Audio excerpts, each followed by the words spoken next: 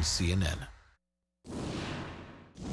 President Trump may have Rod Rosenstein in his sights. Sources telling CNN the White House is preparing talking points to undermine the Deputy Attorney General. I want to bring in now Congressman Denny Heck.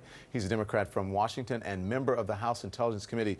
Congressman, good evening. Good evening, Don. As the person who ultimately signs off on what the Mueller investigation is authorized to pursue, it seems the Deputy Attorney General is in the president's crosshairs. The White House is even working on a plan to discredit Rod Rosenstein. What happens if the president fires him? So I can't help but feel sorry for Rod Rosenstein, right? He's a registered Republican. He was unanimously confirmed by the Senate, and now it feels as though he's living through a scene out of Mean Girls. They won't let him sit at the cool kids' table, and when he goes out to the playground at recess, the GOP uses him as a punching bag. The seriousness of this, I don't think, can be exaggerating. Firing Rod Rosenstein is akin to firing Bob Mueller, as a matter of fact, whether or not that transpires or not. And if the predicate of firing Rosenstein is to curtail Bob Mueller or to fire Bob Mueller, then frankly, I think prima facie this is obstruction of justice, Don. Do you think that Republicans will, at least in the House and Senate, you think that they will speak out against this if that indeed does happen, Rosenstein or Mueller? You said because it would be akin to firing Mueller. I think some will. I hope more will than have thus far, but really, oftentimes this conversation quickly gets to the I word, impeachment. But the reality is that's not ever going to happen unless it's done jointly and together because of the 2/3 voting requirement according to the Constitution and the Senate. So I think before that happens, what is necessary is that both members of the Republican Party and the Democratic Party have serious, somber, sober, adult-like conversations with themselves and with one another about their constitutional responsibility to provide a check and balance. So as he had requested, House Intel Chairman Devin Nunes has received access to the document that led to the investigation of Russia and President Trump's team. Nunes had threatened Congressmen to impeach the Deputy AG and the FBI Director Christopher Wray. Didn't Republicans already shut down the House Intel Committee's Russia investigation?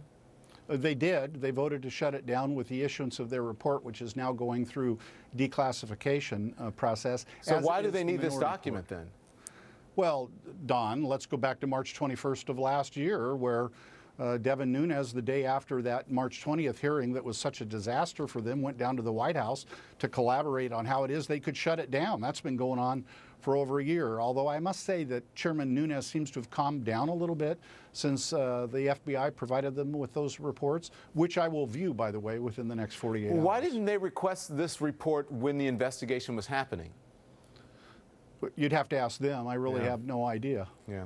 So Adam Schiff, the top Democrat on your committee, says Republicans are laying the groundwork to fire Rosenstein, undermine the Mueller investigation. Is that what this is about, you think? I fear that that is what it is about, and indeed that we are continuing to inch toward the constitutional crisis.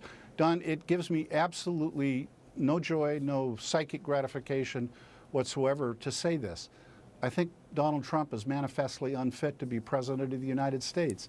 He had much higher approval ratings as a host on The Apprentice than he does as president of the United States. He's not well suited for this job, and I wish he'd have a conversation with his God and with himself and with his family about whether or not we would all be better served, frankly, if he would just resign, because this isn't going anywhere good. This has been going on 15 months.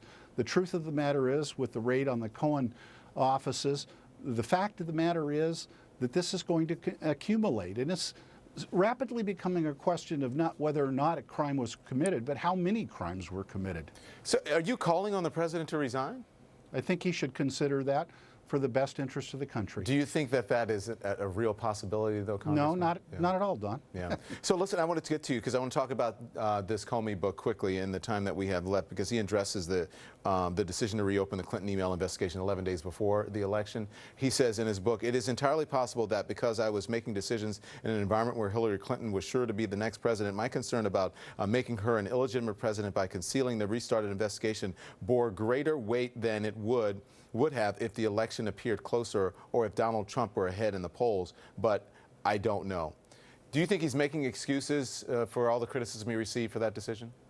Well, I was one who also criticized him I think the tradition and, in fact, the policy of the Federal Bureau of Investigation is that they not comment or release information of an incendiary nature in the course of an election campaign. And I would prefer that he have not done it, not just because of how it seemed to have affected my choice for President of the United States, because I think it would have been in the best interest of the Federal Bureau of Investigation. Yeah. Thank you very much, Congressman. I appreciate your time. You're more than welcome. And when we come back, more from James Comey's new book and some revelations that have the White